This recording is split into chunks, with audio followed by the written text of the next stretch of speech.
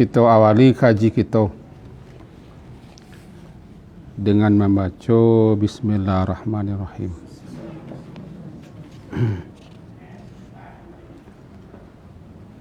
Alhamdulillah Rabbil Alamin. Wassalatu wassalamu ala Rasulillah wa ala alihi wa ashabihi ajmain. Kelanjutan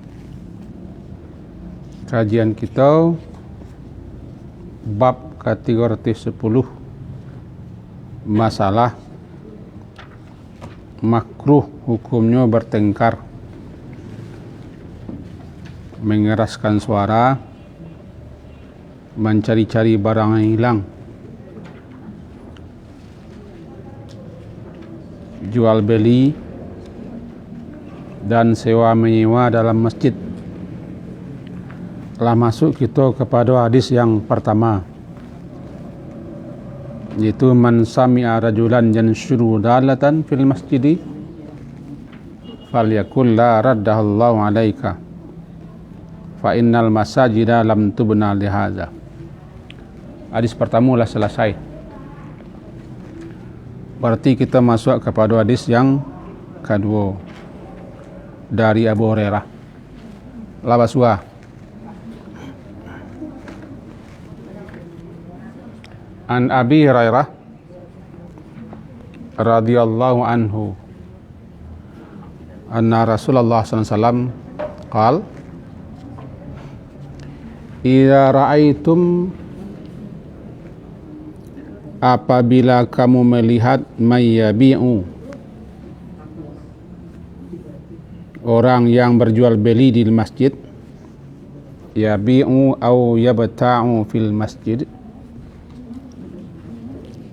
faqulu, maka katakanlah, la arbahallahu tijarataka.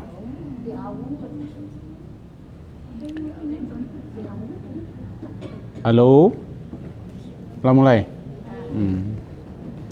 La arbahallahu tijarataka, semoga Allah tidak memberi laba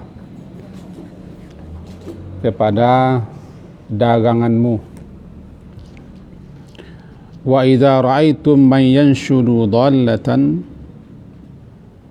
dan apabila kamu melihat orang yang mencari barang yang hilang, maka ucapkanlah la raddallahu alaika, semoga Allah tidak mengembalikannya kepadamu. Hadis riwayat Imam Tirmizi. Sebagaimana yang telah kita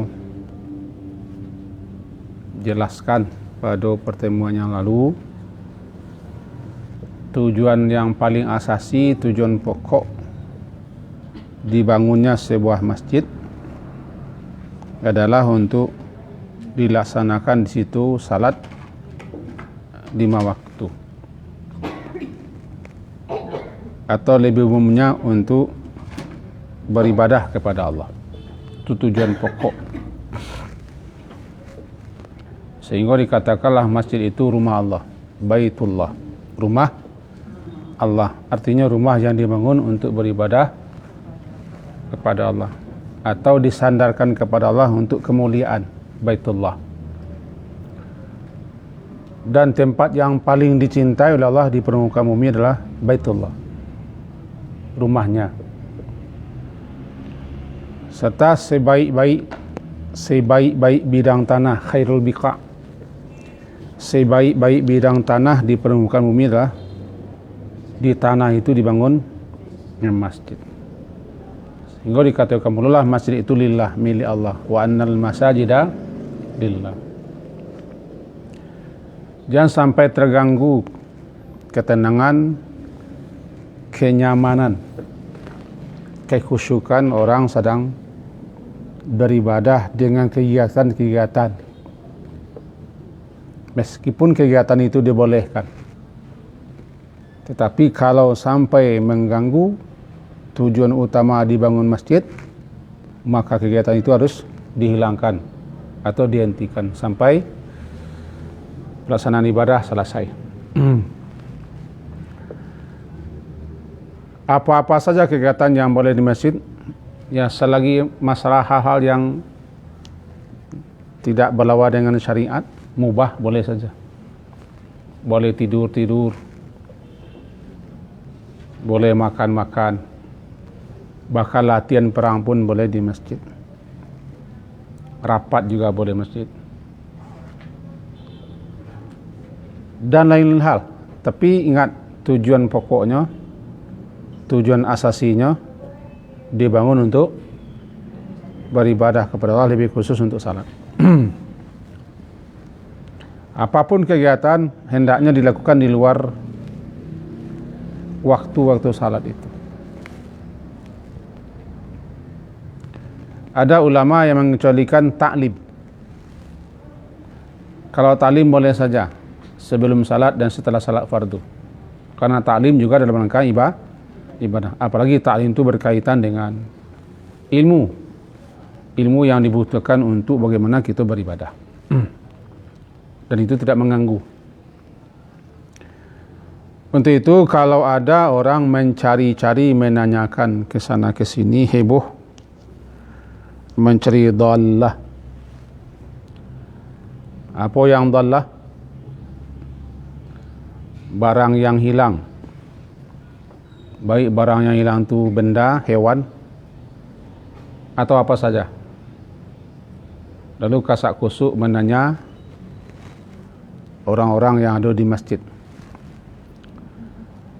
Dia nampak barang den, entah tahu den, jangan orang nang kasih, jangan orang nang perhatian. Coba tanya ke sana lah, barangkali ala heboh. Heboh ke masalah, heboh, riuh rendah, akhirnya terganggu orang berzikir, orang berdoa, orang baca Quran, atau orang salat.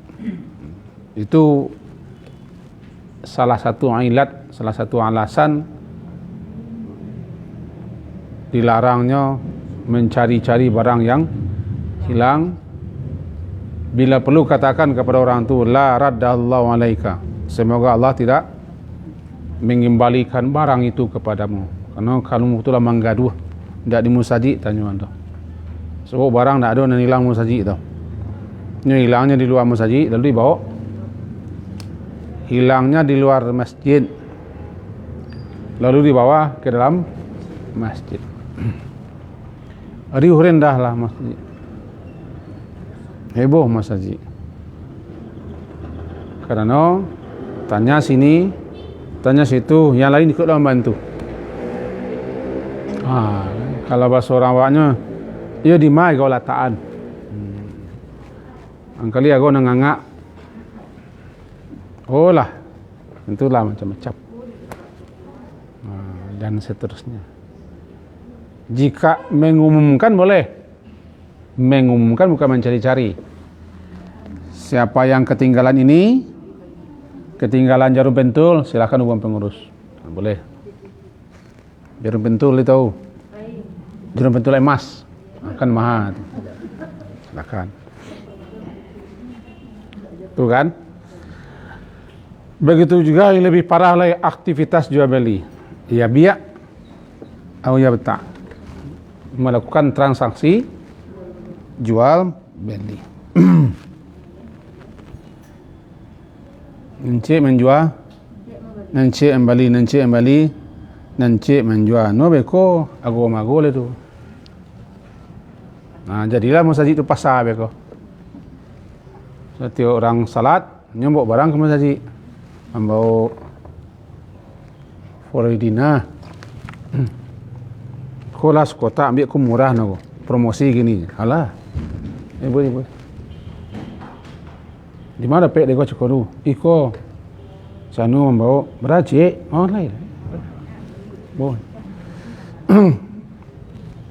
Lebih-lebih orang yang punya muncuang lah, ibu. Tidak boleh di masjid. Masjid bukan pasar. Dan jangan jadikan masjid pasar. Jadi aktivitas jual beli, transaksi jual beli, akad Jual beli. Kalau mau barang orang boleh.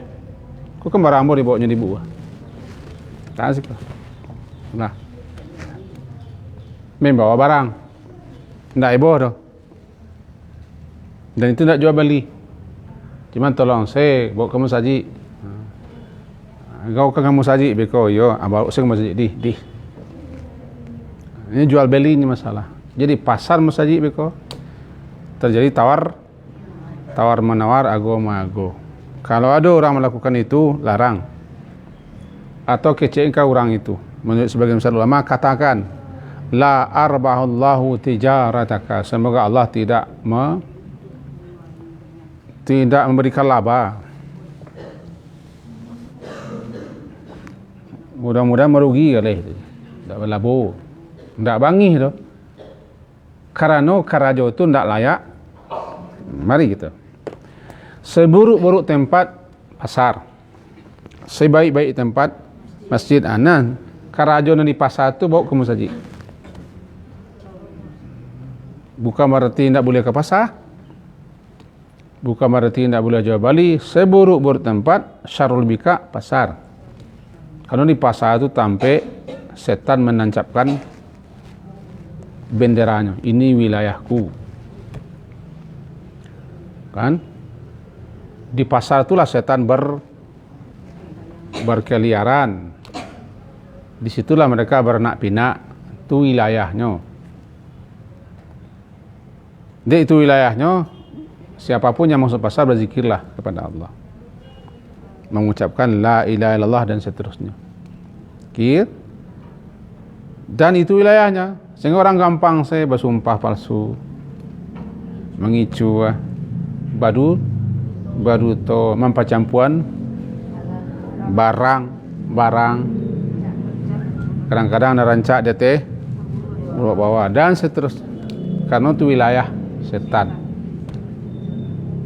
Dengan catatan bukan berarti tidak boleh ke pasar, tidak makan lawak.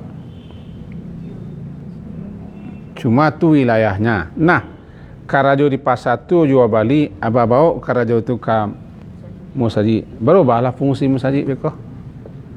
Satu orang tu orang lah. Aleh. Kalau di luar banyak di musajid. Di luar lah lain situ. Di musajid.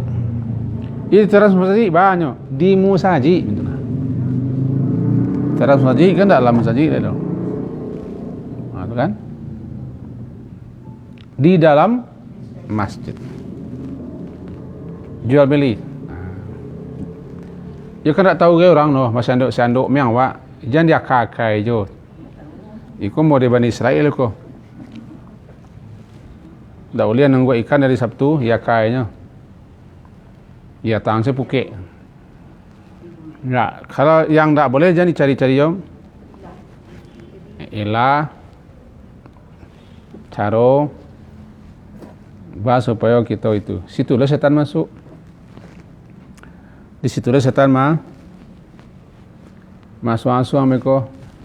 Ini tak boleh kena hebohnya. Kalau tanam-tanam ni kan boleh. Kau itulah mereka. Intinya heboh tidak heboh. Basoro tidak basoro. Tak boleh. Ini alasannya bukan heboh tu. Cuma akibat orang jual beli heboh. Ya kalau heboh kan tak ada. Kan betul lah jadi. Sama nanti orang beralasan. Kalau alasannya makan kandi itu ada di situ cacing-cacing. Nah, kalau cacing yang tak makan kandi lah itu. Caranya itu mencari ilah. Termasuk aku membawa telakuang ke masjid untuk jual beli, membawa jilbab. Ada orang melakukannya, ada. Kadang-kadang sambil mengaji. Ngaji mukanya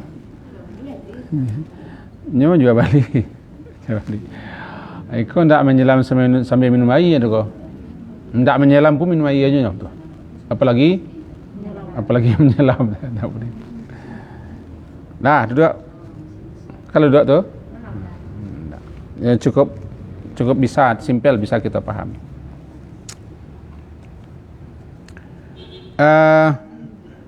Hadis berikutnya di bawah. An Buraidah. Hadis ketiga. Radhiyallahu anhu anna rajulan nashada fil masjidi faqal. Dari Buraidah bahwa ada orang mencari barangnya yang hilang dalam masjid. Faqal. Lalu si Buraidah aku nak padusi nako. Dawa kalau lah nama orang apa padusi nak laki-laki. Buraidah. Dia awak nama padusi nama untuk itu. Buraidah laki-laki. Kata si Buraidah, man da'a ilal jamalil ahmar. Siapa yang bisa memanggilkanku unta yang berwarna merah? Kemudian Rasulullah SAW berkata, la wajadta innama buniyatil masajidu lima buniyat lahu. Semoga untamu tidak ketemu. Sesungguhnya masjid dibangun untuk tujuan tersendiri. Aku makasih man da'a ilal jamal. Da'a ilal jamal itu maksudnya adalah memanggilku, itu memberitahuku atau memberitahukan kepadaku tentang onta merah. Tahu onta merah? Onta yang mahal harganya, onta merah. Bahkan bagi orang Arab, onta merah itu kalau hamil suatu kegembiraan luar biasanya. Tercatat dalam sejarah dulu, nyo lebih bahagia ontanya hamil daripada istrinya hamil. Biko jangan dulu. Ba mantun. Kalau ontanya nan hamil, lah jale rezeki nanti bu. Tapi kalau bininya hamil, tentu anaknya laki-laki lah itu. Oh mereka dulu zaman jahiliyah tidak suka anak perempuan, karena perempuan tidak bisa diandalkan. Mereka hidup di daerah yang gersang, tandus, butuh tenaga, butuh kekuatan. Apalagi di antara suku-suku itu berpindah-pindah, beternak, mencari daerah-daerah yang punya air atau berdagang itu butuh laki-laki semua. Jadi mereka anak laki-laki itu suatu kebanggaan, dan anak perempuan tidak dihitung. Agak terbalik dengan orang Minang. Orang Minang dulu sebagiannya, bangku sebagian sebab lo mencari lo kamu sebentar aku. Sebagian suka dengan anak perempuan. Lah do nam pauni rumah pasanda di hari itu. Oh. Dulu kini yo. Cuma laki ni mana ndak lo lah. Sebab anak laki-laki nak produksi lah sama yang ni orang. Anak laki-laki rumah bini ni nak produksi payah laki no. Jadi mereka tu suka bangga. Nah, onta merah, onta yang mahal. Bahkan ukuran kekayaan mereka adalah onta. Al-humur. Suatu kali kata si Buraidah, kecilnya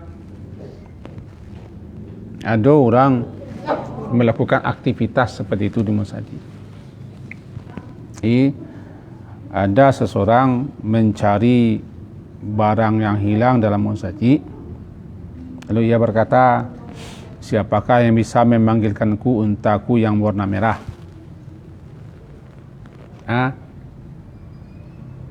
Rasulullah di situ kata Rasulullah, la wajadta, semoga ontamu nak ketemu. Terus Rasulullah ngecen, Semoga untamu ndak ketemu. Unta tu semua ragoto rawak cer. To pajero. Sebab ukuran kekayaan bagi orang Arab. Unta tu binatang yang sangat-sangat berharga. Sabalun ada oto. Bahkan kita masuk unta masih mahal harga. Jadi kata Rasulullah, andaikan kini oto lah. Oto ambo begini oto tu dia pun saja lawajata. Semoga oto mu nak bersuah. Kau nak tahu oto mobil. Semoga mobil nak ketemu, motor mu nak ketemu. Jadi musaji benarnya itu dah. Kan begitu bahasa anak. Dan musaji. Kalau kau bertanya tagak di pintu musaji tu. Keluar orang musaji, tanya mereka, mengadi musaji? Di musaji ramai, tungguran di luar. Tungguran di luar, tanya cek. Dia nampak motor mo, Yamaha, mobil lambo, mau pakai sinan, begini-begini. Di luar lah. Jangan dalam masjid. Kata Rasulullah, innama buniyatil masajid. Hanya saja sesungguhnya dibangun masjid-masjid itu 5 buniyat lahu. Dengan 5 untuk apa dia dibangun? Untuk apa dibangun? Untuk beribadah, untuk salat, berzikir dan segala macam. Untuk itu jangan rusak, jangan hilangkan fungsi masjid dan jangan ganggu orang yang melaksanakan untuk apa masjid. Jadi intinya sama mah. Mencari barang yang hilang, jual bali, atau memanggil orang, tolong kalau nampak beko unta ambo atau ini kecil kamu kepada ambo lah. Pokoknya apa saja yang berkaitan dengan itu dilarang. Cuman mengecekan kau orang supaya nak balabu, kau takut juga. Contoh nak balabu, hanya kau nya, bengi buat. Pagau nya kan.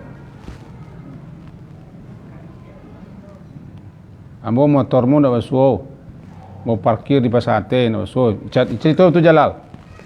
Ini nampak. Mengecekan lawajarta mudah-mudahan ndak dapat barang tu. Di ratu nak beku tu. Tu di ratu aduh. Ratu ada teh rambah siko di rambah. Di ratu nak beku kan. Doa asal mati. Mudah-mudahan sebabnya lah mengganggu. Rasanya ndak sulit dipahami. Dan hadis di bawah pun hampir sama. Hadis nomor rampe. Di hampir sama kita baca sih. An Amar bin Shu'aib dari ayahnya Nabi, an jaddi daripada kakeknya. Semoga Allah meredainya. Anna Rasulullah bahwa Rasulullah SAW itu naha.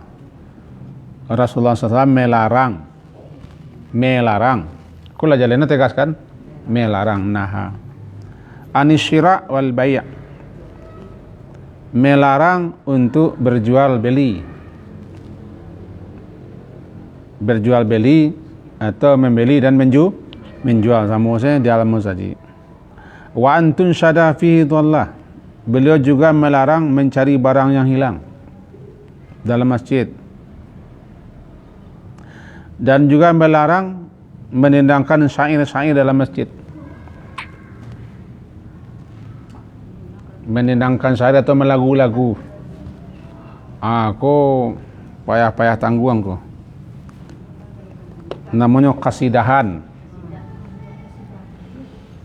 Kasidah itu dangdut kiranya. Yang paling susah di kampung-kampung untuk gotong royong. Bunyi kaset, CD, nyanyi, katanya nyanyi Islami atau nyanyi kasidahan, nyanyi gambus. pakai mic, mengganggu sekampuang malah. Ini gotong royong namanya. Susah kita mengeceknya. Mengecek susah. Sebab namanya orang sekampuang, pemuda-pemuda, tokoh-tokoh. Susahnya bagaimana? Itulah. Iku kan rancak kan kasidah. Nyanyinya nyanyi Islami. Masalahnya bukan nyanyi Islami kasidah, di musaji itu masalahnya. Di musaji pakai les speaker kari loleh.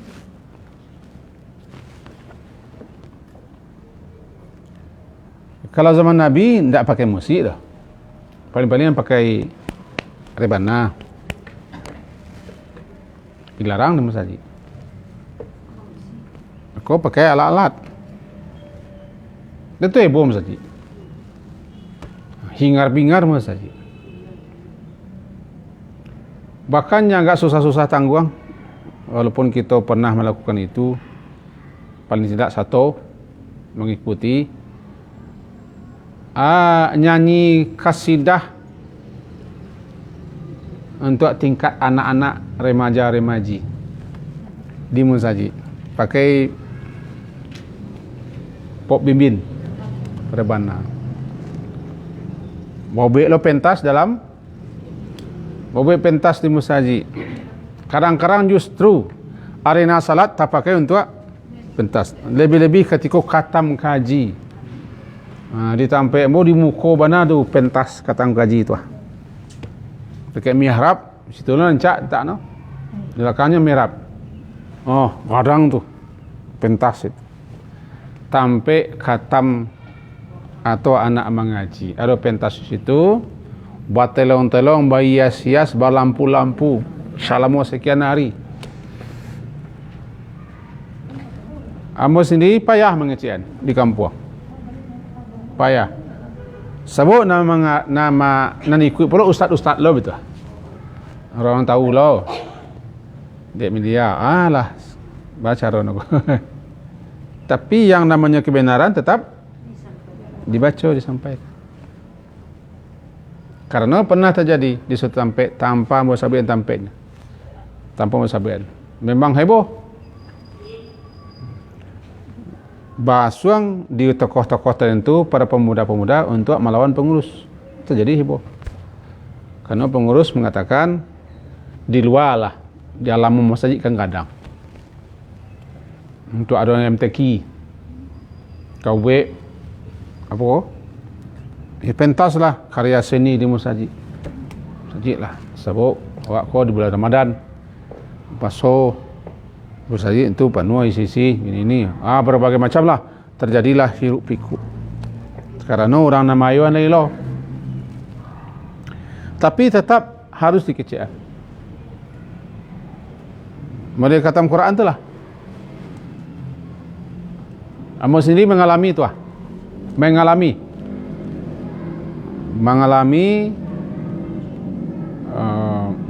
menjadi kesulitan menyampaikannya. Abeko sesuatu dah ada nanti nasyid, lomba nasyid masih di situ. Di hari-hari suasana itu yang mengganggu orang beribadah sekian hari. Karena sampai penuh dengan pentas. Nang keceknya itu Islami gitu. Islami itu kan rangka menyemarakkan. Itu kan untuk mayuhan anak-anak orang muda wak. Alasannya pas. Cuma dek di musaji.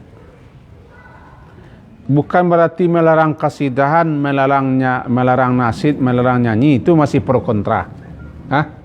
Tentang kasidahan, tentang nyanyi yang syair-syairnya bagus, syair-syairnya dan berupa nasihat, bukan itu yang kita kaji. Di musajinya jangan dipesong. Jadi tidak boleh menyanyi. Itu lain kaji. Nyanyinya kan syair-syairnya bagus kau. Isi-isinya nasihat. Dan ini bayangkan bila Israel datang memanggil. Anti dan tidak usah bila udah datang memanggil pun boleh ya. bila udah datang memanggil, bila udah pulang di rantau, boleh. Tapi masalahnya di musaji. Di musaji. Ialah surah larang tu bukan nyanyinya, bukan syairnya, bukan nasyidnya, tapi di musajinya. Ingat, kita tidak bicara hukum nasyid, hukum kasidah, hukum nyanyi. Sebab iko sangat tajam kini ko perbedaan iko. Paham yang mengusung haram, paham yang membolehkan karena alasan-alasan begini. Karena manusia itu sifatnya ada seni.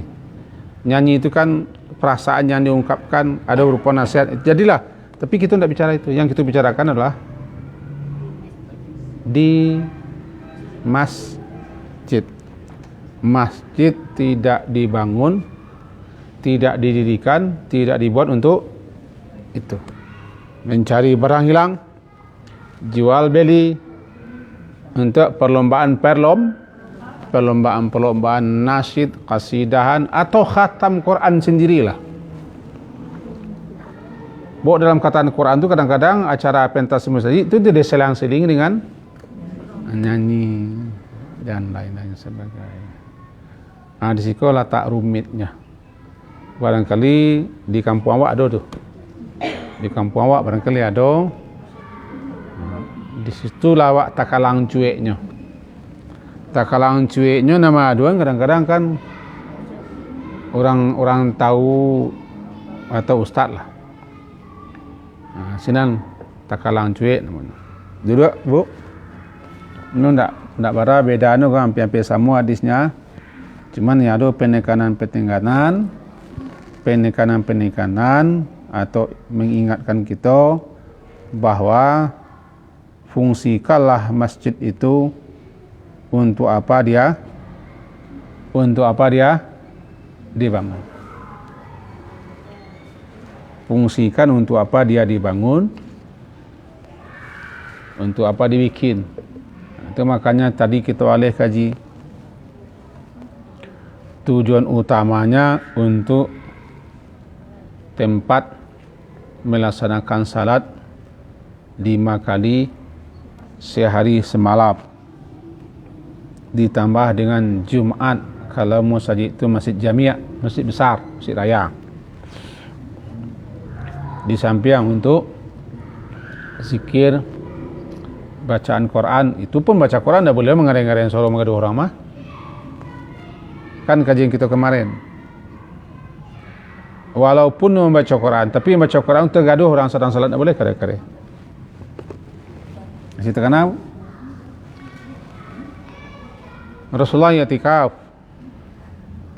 Beliau kalau i'tikaf biasanya pakai tabir, pakai tutupan tekaiko. Kemudian sedang i'tikaf, ada orang yang mengeraskan bacaan Quran dalam salat. Di situ ada pula tentu ikut salat sunat. Tak mungkin orang salat wajib Rasulullah manduk di tempat i'tikaf. I'tikaf berdiam diri di masjid. Berdiam diri di masjid untuk fokus beribadah kepada Allah. I'tikaf biasanya lebih di Ramadan, lebih-lebih di akhir Ramadan. Satu kali dia i'tikaf. Teranglah orang-orang mengarang bacaan Quran. Beliau singkapkan tabir. Beliau julurkan kepala menegur. Teguran beliau kaji kemarin, janganlah saling meninggikan suara, mengganggu yang lain. Inna kullakum munajin rabbah. Sesungguhnya masing-masing kamu kan sedang bermunajah, berdoa, berbisik, memohon, mengadu kepada Allah. Jangan saling mengganggu dan saling mengatasi. Itu baca Quran tu ha. Baca Quran pun tak boleh kare-kare di masjid kecuali untuk tadarus atau untuk belajar. Tapi jangan sampai mengganggu di hari-hari ibadah. Di hari-hari pelaksanaan ibadah. Sebab bacaan Quran itu gunanya untuk kita, sama dengan zikir, sama dengan doa. Untuk apa doa pakai karian? Untuk apa zikir kare-kare? Untuk apa baca Quran kare-kare kalau untuk awak? Kecuali doa bersama. Doa bersama tujuannya sama, maksudnya sama. Doa istisqa kan tujuan sama tujuan. Baca Quran mengganggu. Iyalah. Ada orang salat. Sekali lagi kau susah mengecian. Sah? Oh, masa baca Quran ada boleh? Bukan tak boleh baca Quran. Meninggikan suara, tak ada orang sedang salat. Tetangkok? Ini tetangkok tak? Situ kare loh, situ kare orang salat. Oh, kami kamu murajaah silakan, bukan di waktu jam-jam salat. Itu masalahnya. Orang sedang salat, orang sedang berzikir, orang sedang berdoa, orang sedang i'tikaf. Jangan ganggu. Kan musajid itu kan bukan untuk kita saja. Orang lain pun kan sedang beribadah. Gitu. Aku rumit-rumit tangguh menyampaikannya. Susah-susah payah menyampaikannya. Karena kita berhadapan dengan orang yang tahu lo kecil. Kadang-kadang dialihkannya tidak boleh. Bukan tidak bolehnya itu masalahnya. Carono itu. Maksud itu di masjid tertentu hari ke Jumat tu putar kaset apa? Kaset murattal. Ada orang dalam masuk masjid mah. Jam setengah dah balik tiba orang masjid. Laki-laki, ada orang ingin salat, ingin berdoa, ingin berzikir, ingin istighfar, ingin bersalawat masjid. Tapi Quran tu santai kareh. Bukan hanya keluar di dalam pun speakernya kareh. Tak bisa juga konsentrasi, bayangkan. Aba managah orang ko. Managahnya ba, mengecian ba. Karena kita berhadapan dengan orang yang seperti itu. Nyo anggap kerajanya betul. Bukan membaca Qurannya yang salah.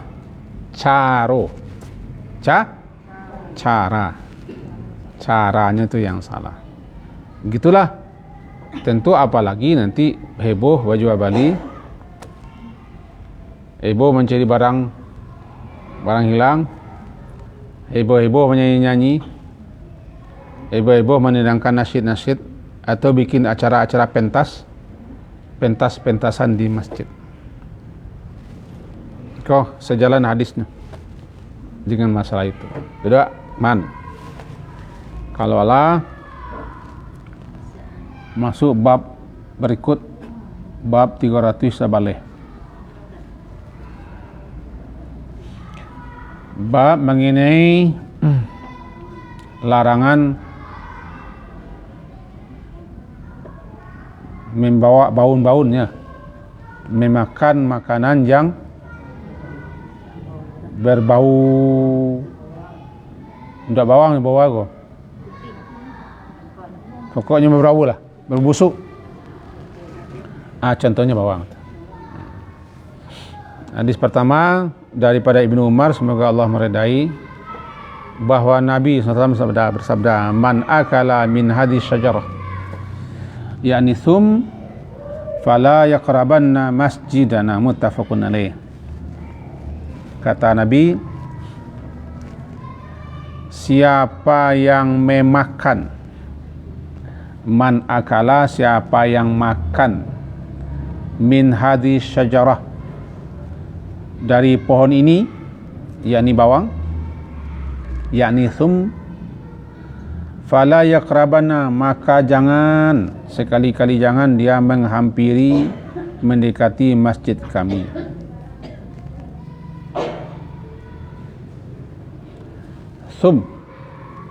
Thum tadi adalah nama tumbuh-tumbuhan dan tanaman yang mempunyai bau yang kurang sedap, kurang disukai kalau dimakan. Namanya thum. Atau nanti memang basal, bawang bana, basal dan sejenisnya. Begini, Bu. Jawa bawang tidak menjadi makanan, tidak menjadi cemilan. Tapi di India bawang besar itu bagaikan sayur. Kita lihat dalam literaturnya, bawang mereka tidak sama dengan bawang awak kesamba. Itu bawang kadang-kadang, tapi dipakai untuk sini sayuran.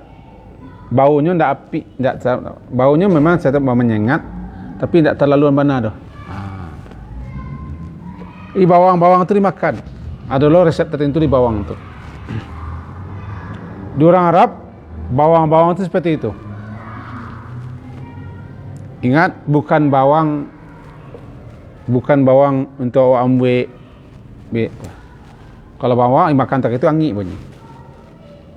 Itu dilarang Nabi SAW. Karena nanti hawa yang keluar di mulut mengakibatkan orang sebelah menyebelah tak enak, terganggunya.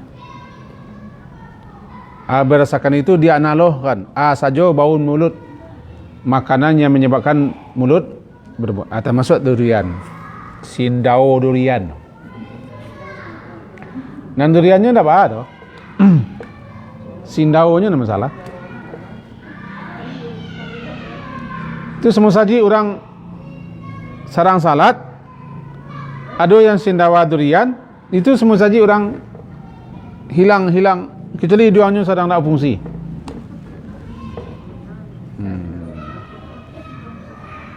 Kecuali orang pakai masker semua. Sebab bau durian sindawanya lebih menyengat daripada bawang. Kalau jengkol, bauan kepada orang suak kita. Tapi kalau sindau durian, bukan suak kita saja.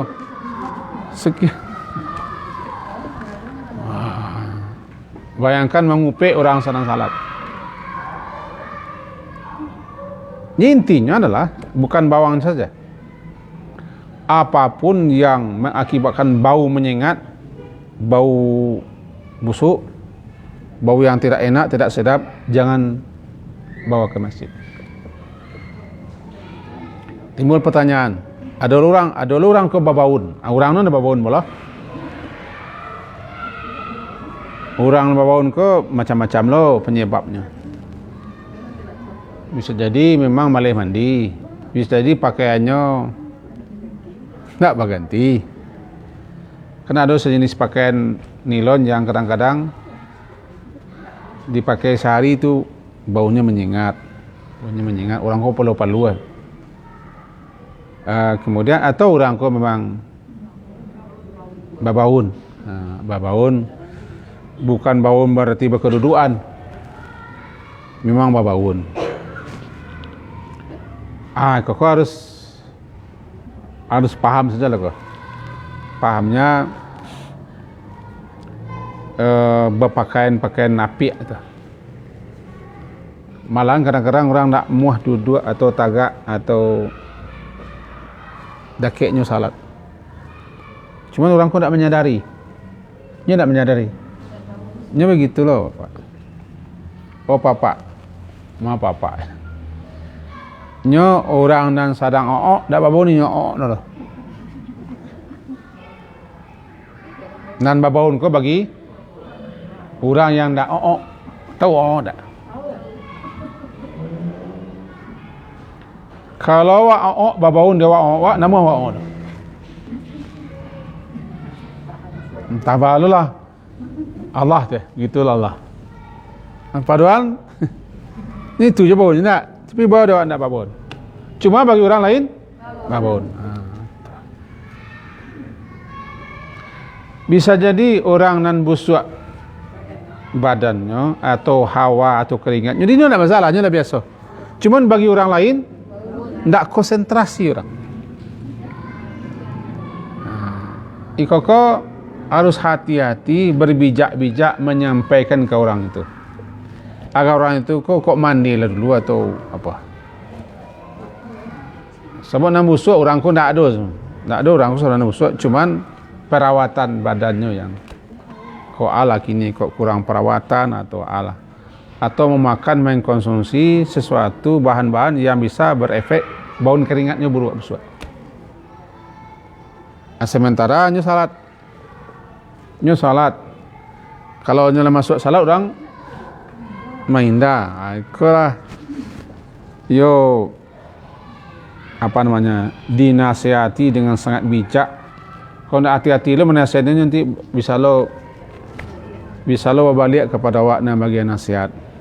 Nah, di sekolah letaknya orang harus dengan bijak menyampaikan. Itu harus dikecek-kecek. Coba orang main dah. Di sekolah pernah dulu nak salah kau.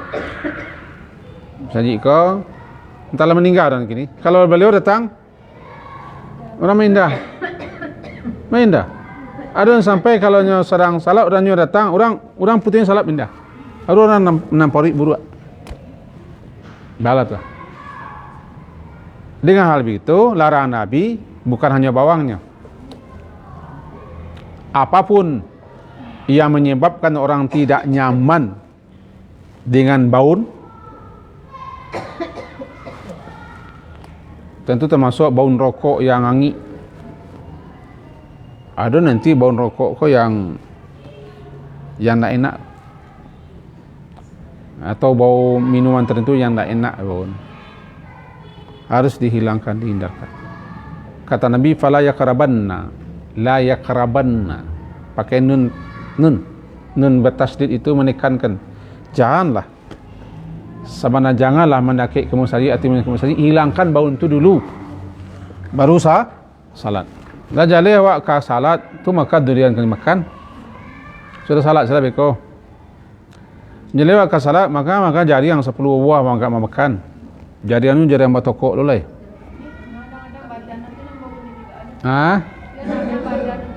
Kalau badan cekolah kita kecian, harus orang bijak menyampaikan. Bang kurang bijak, ya kalau tidak hati-hati kita menyampaikan, awak dimusuhinya, berbalik mata padang. Cuma kalau tidak pernah dikecian, orang pun tidak tahu, atau sok nak tahu. Cuma tetap harus disampaikan. Besar menyampaikan, tentu orang yang bisa didengarnya, orang yang bisa menasihatinya. Itu satu cukup kalau memang badannya nak berbau, atau paluhnya berbaun, atau tanpa sadar pakaiannya tidak muah meluka. Ada orang ko sejenis orang cuek namanya. Cuek ko orang tidak peduli sih. Mati selorang. Jajuk selorang. Tidak peduli. Ada orang seperti itu acuh nak acuh saja. Tetapi bagaimanapun tetap harus disampaikan dengan bijak. Aku perkara bawang ke bawang, baun ke baun. Aduh, yang tadi juga jiwa. Agar di masjid itu orang masuk nyaman, merasa tenang, fokus beribadah, jangan sampai diganggu dan membuat gangguan di masjid. Itu intinya sebenarnya. Mencari barang hilang mengganggu, jual beli mengganggu, nasyid mengganggu, ada acara-acara mengganggu, ada baun-baun mengganggu. Itu terganggu kenyamanan orang beribadah. Bukan tidak boleh, tapi jangan sampai menimbulkan gangguan-gangguan selama beribadah, termasuk baunan.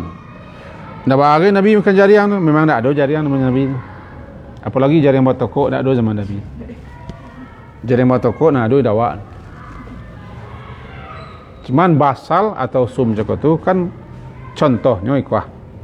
Contohnya bawang. Contohnya kucai. Kucai kau bau enggak? Bau kucai, bau bawang. Itu kalau menggoreng talu kan. Pokoknya intinya itulah. Rasanya kajian kita sesiang hari ini lah nampak. Semoga berfaedah lah. Bermanfaatlah apa yang kita sampaikan tentang fungsi masjid. Untuk apa dibangun, jangan sampai kita